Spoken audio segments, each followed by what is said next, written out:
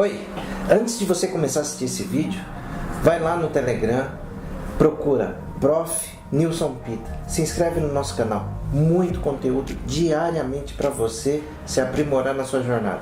Um abraço. Na verdade, o primeiro erro eu aponto assim para as mesclas ou para produtos prontos, não é? Então, quando você tem um alto custo na composição do seu procedimento, você acaba muitas vezes deixando de lado o seu lucro, entendeu? Aí você começa a falar assim, ó, o laboratório cobra caro, não sei o que. Então, qual que é o ideal para você? Primeiro,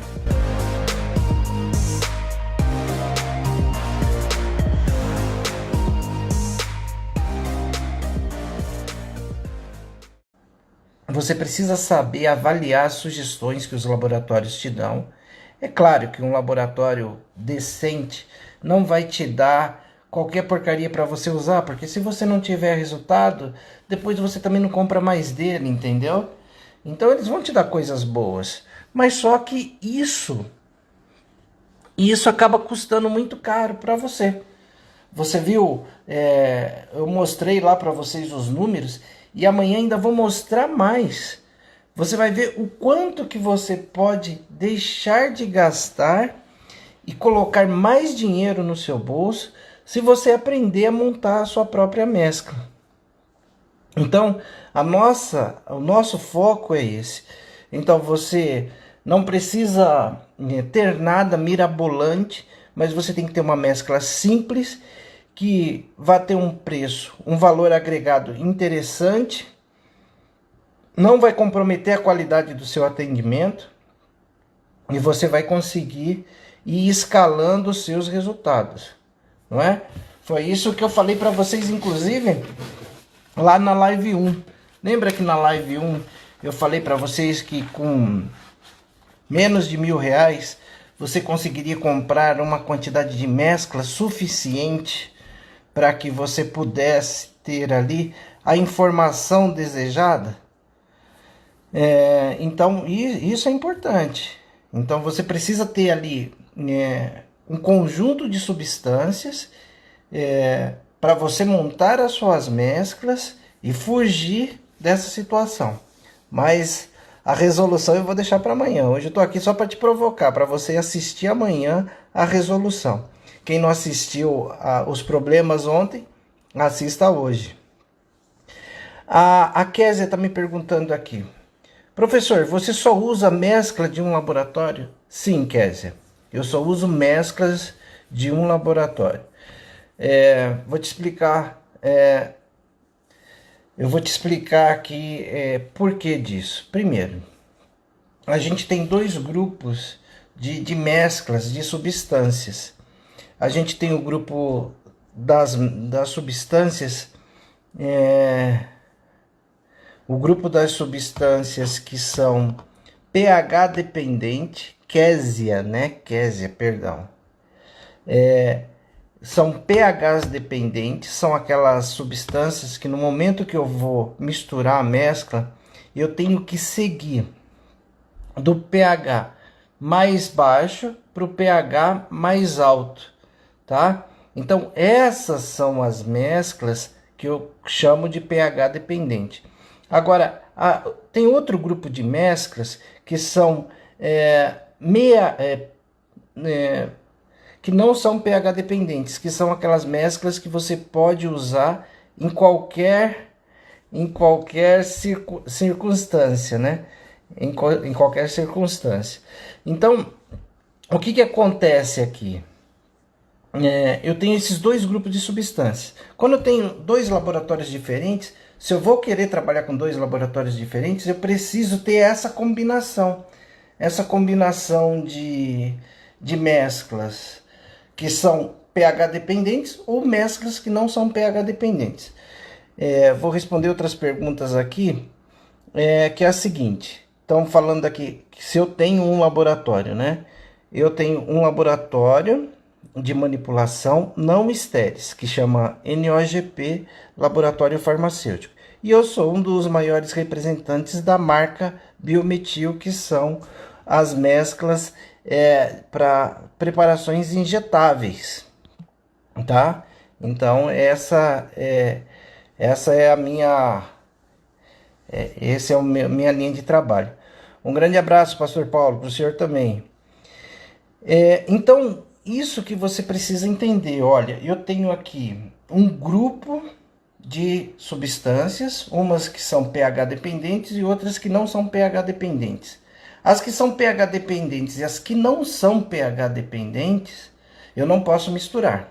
Agora, teoricamente, grupos de substâncias que são pH dependentes, mesmo que seja de laboratórios diferentes, você pode misturar. Teoricamente é para você poder misturar e não ter problemas com elas. As que não são pH dependentes também. Mas só que se eu misturo laboratório A com laboratório B e tenho algum problema, com quem que eu vou reclamar? Né? Com quem que eu vou reclamar quando eu tenho um problema, quando eu misturo duas substâncias diferentes, de laboratórios diferentes? Deu uma intercorrência. Eu vou falar com o laboratório A ou com o laboratório B.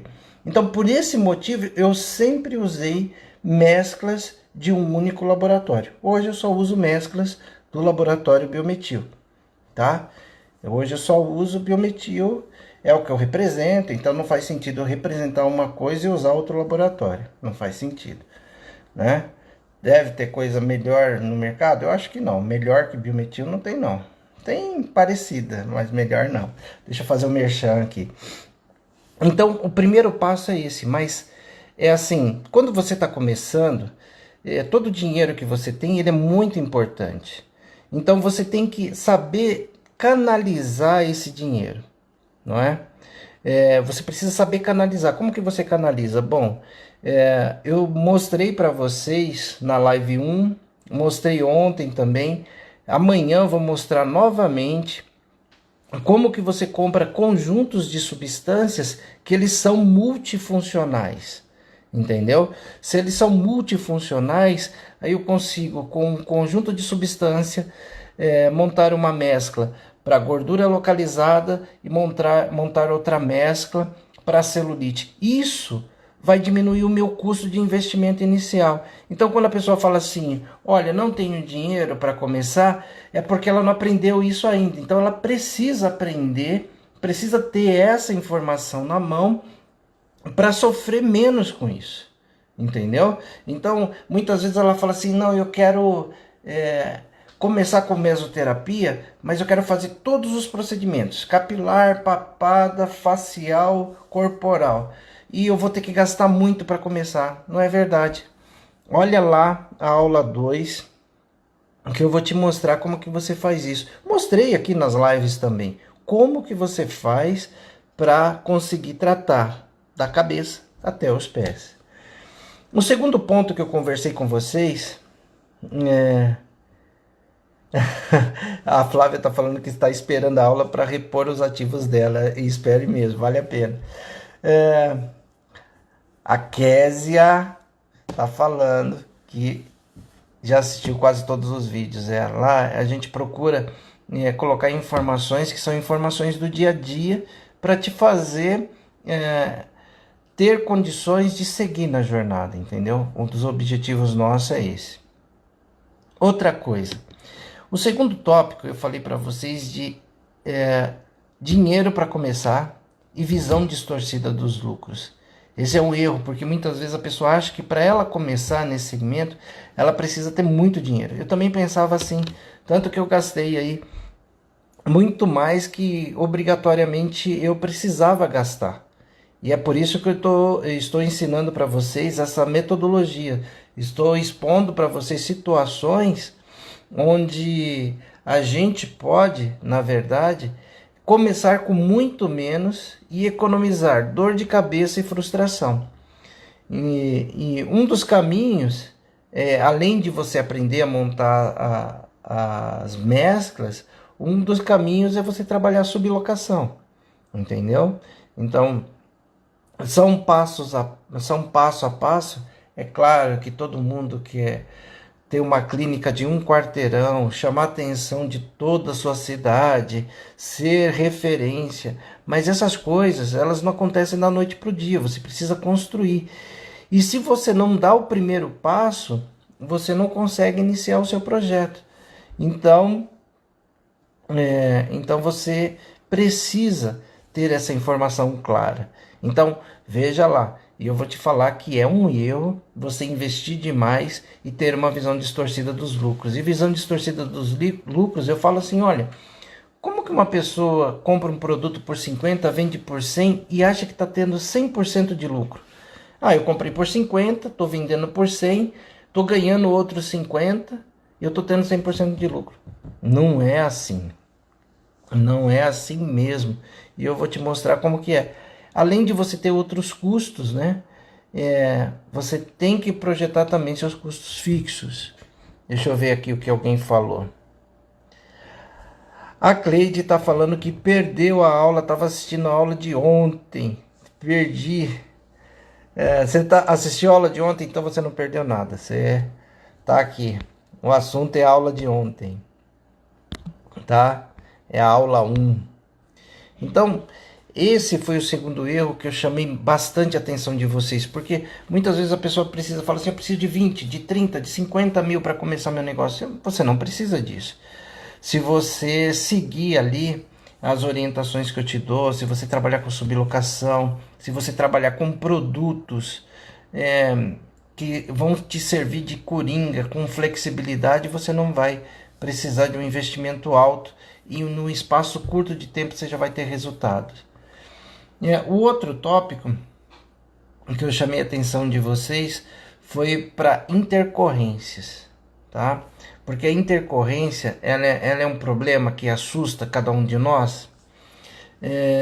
Sim, a intercorrência ela é um problema que assusta, claro, principalmente quando você tem as primeiras intercorrências. Agora há pouco eu estava falando com uma aluna aqui que ela teve um problema lá, foi fazer uma hidrolipoplasia, pegou um vaso e aí a pessoa não sabe o que fazer. Então, o meu desafio é mostrar para você que quando você tem uma dificuldade de interpretar aquela intercorrência, aquilo faz com que você trave também. Não é só o dinheiro. Você passou por uma situação de apuro, a nossa tendência é querer fugir e nunca mais voltar nela. Então, o que eu estou te ensinando ali? Que você precisa ter uma referência, você precisa saber lidar com essas intercorrências. E eu expliquei também para vocês durante as lives uma forma de você resolver intercorrências. Como que é essa forma de resolver intercorrência? Alguém que está aqui aí de quase 80 pessoas pós-feriado, qual foi a orientação que eu dei que resolve praticamente todas as intercorrências? Fala aí para mim alguém, quero ver se alguém vai me falar.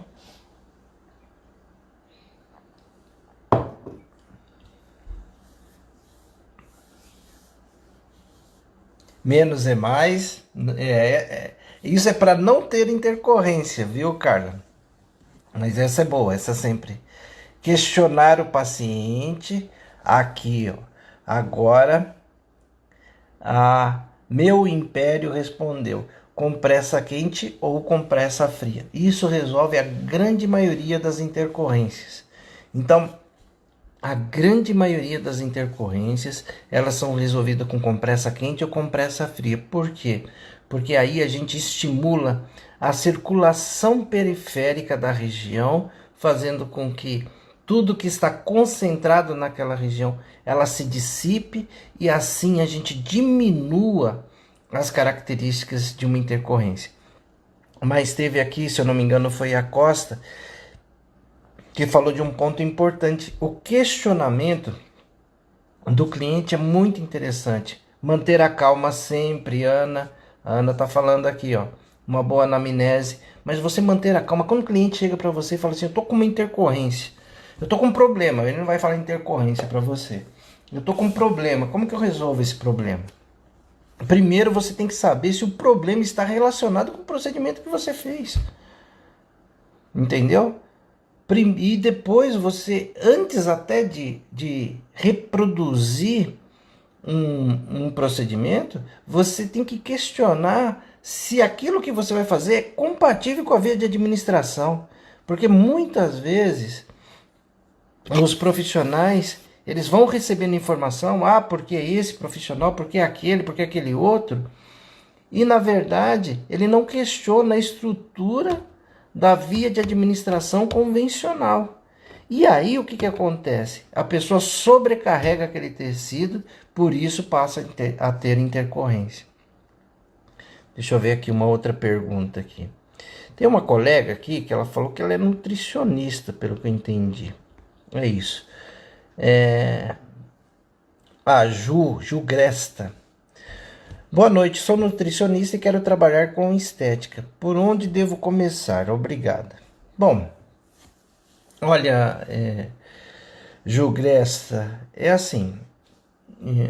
Eu acredito que em um espaço curto de tempo, todos os profissionais de saúde vão ter regras, uma legislação específica para todos atuarem dentro do seu âmbito.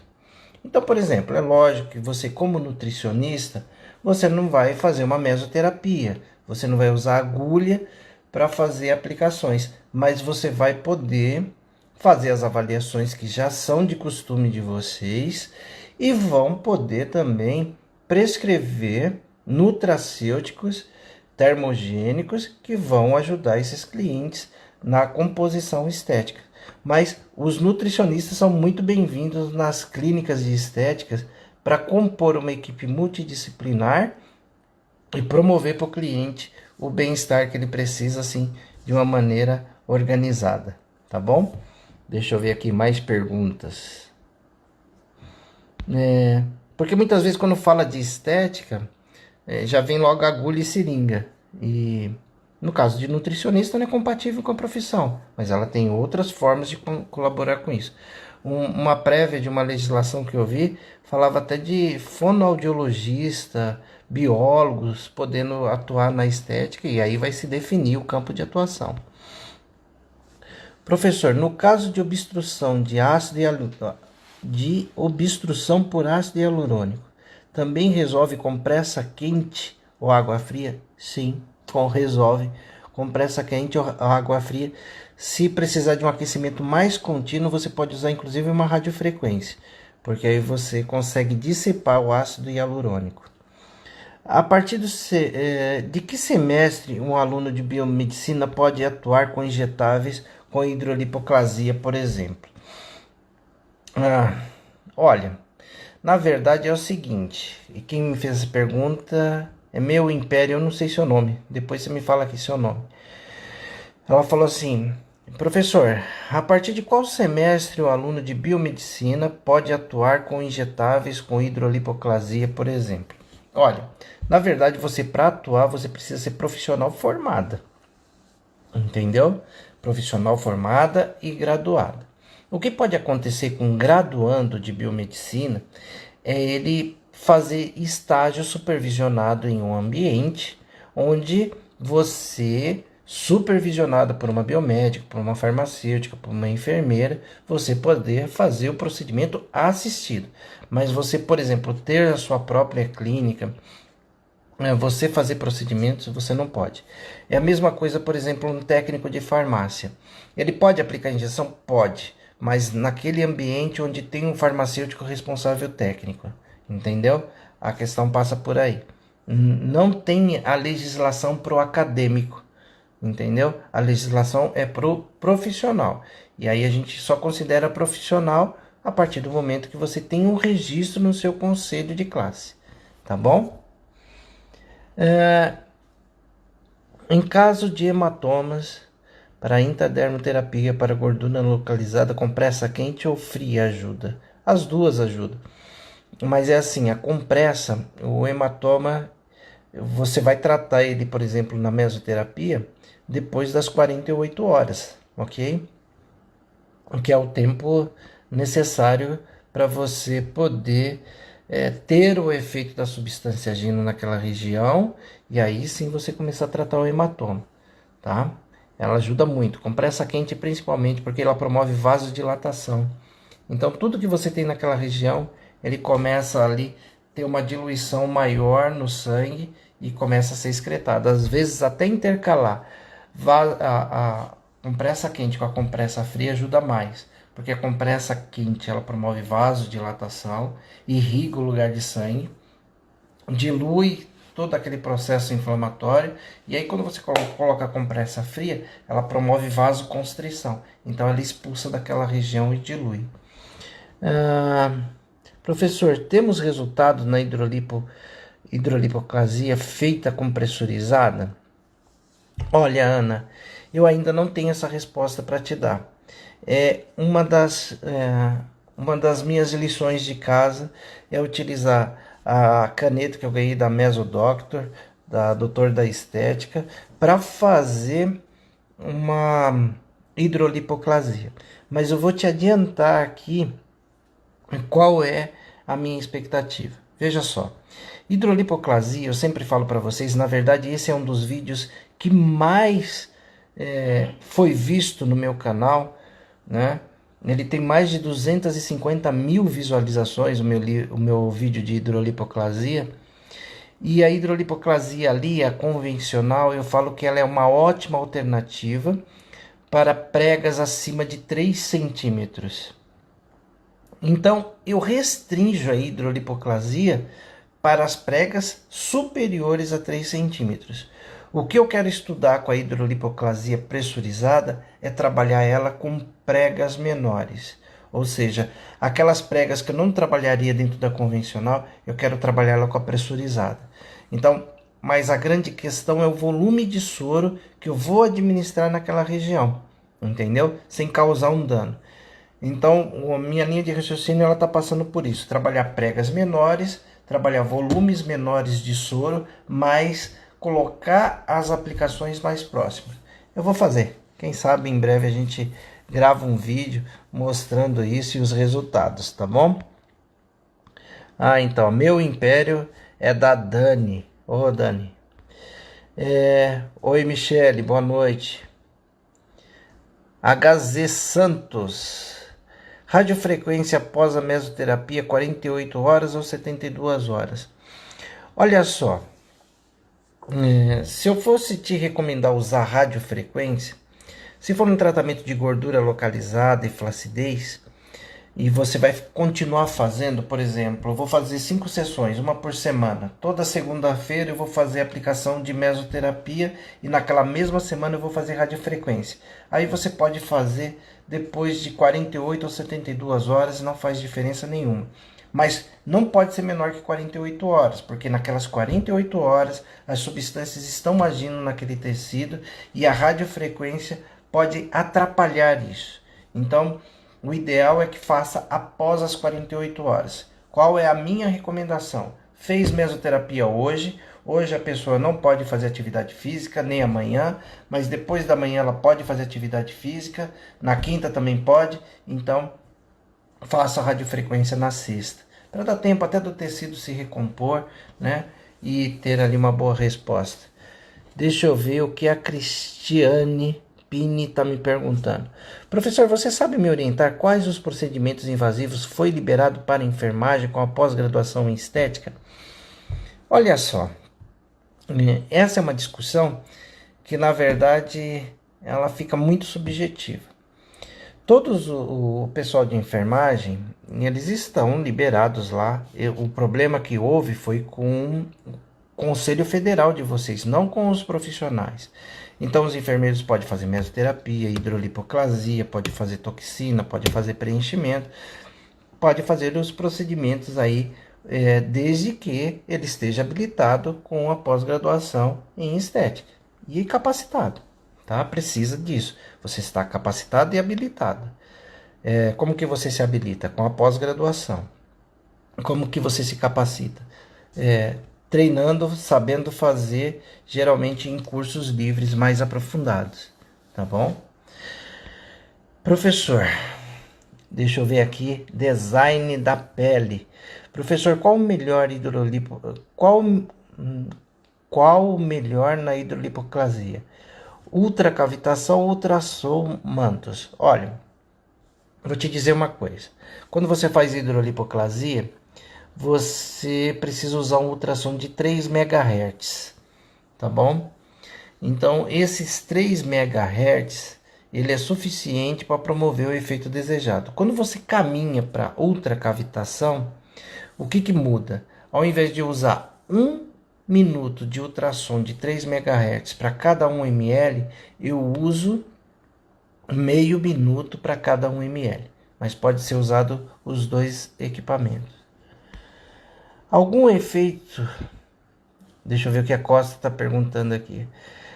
Algum efeito esperado já sinalizo na avaliação? O hematoma é um deles. Isso melhorou muito no contato com o meu cliente no pós-procedimento. Tá, eu entendi.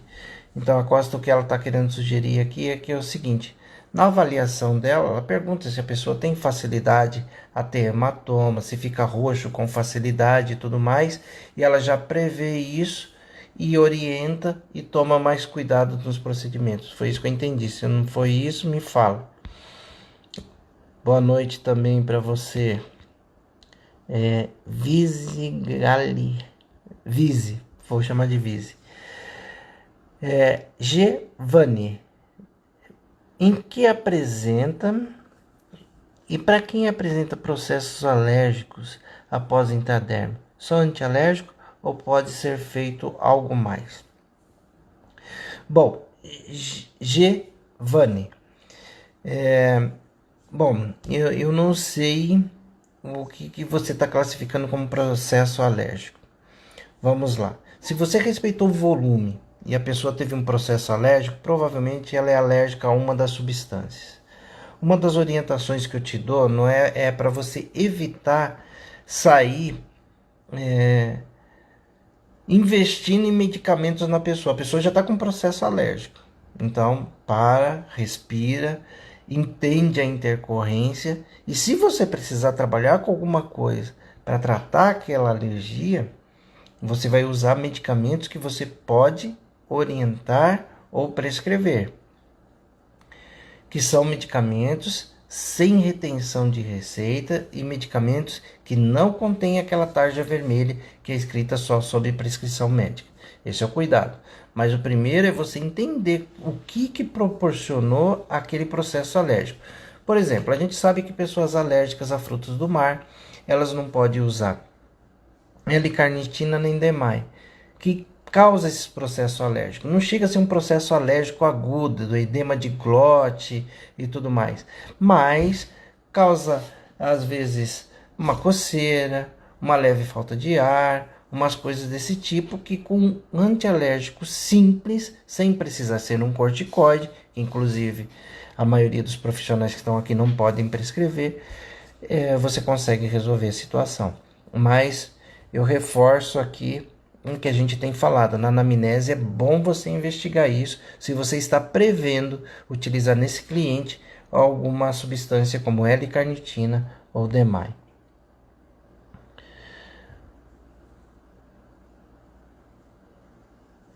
Olha só o que a Cleide me perguntou aqui.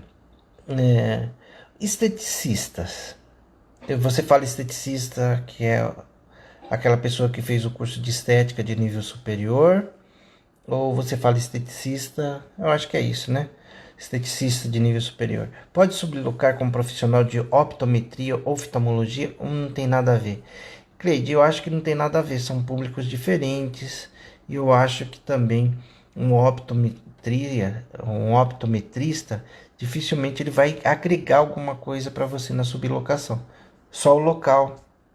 E local por local, como você não vai trazer lucros para eles, eles dificilmente vão querer algum tipo de parceria. E se ele quiser algum tipo de parceria, ele não vai te ajudar com essa parceria, ele não vai trazer clientes para você. Porque a pessoa que vai para um optometrista, ele vai procurar fazer um óculos, ele vai procurar um oftalmo, ele não vai procurar emagrecer, não vai procurar fazer uma toxina ou alguma coisa do tipo, entendeu? Não acho que é uma boa, não. Vamos lá, o que a Dani está falando aqui? Eu tenho ultrassom na minha clínica, tenho apenas cavitador igual a do professor uma vez assisti uma aula. O professor falou que usa metade do tempo do ultrassom. Mudou algo? Não mudou algo, Dani. Tenho dúvida na frequência da hidrolipoclasia. Hidrolipoclasia eu faço uma vez por semana, tá? De 5 a 10 sessões. Qual equipamento é melhor alinhar a mesoterapia para gordura localizada? Eu prefiro, eu sempre dou essa sugestão, principalmente para quem está começando. Vai começar, você não precisa de equipamento. Se você precisa muito comprar um equipamento, a sequência é um ultrassom e uma radiofrequência. Prega menor que 4 centímetros. Poderia usar ultrassom? Terapia combinada?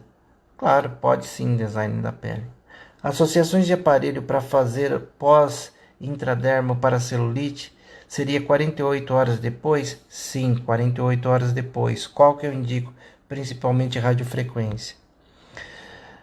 A Lilian está falando aqui, mas quem treina pesado na academia não pode ficar sem fazer atividade física em 48 horas.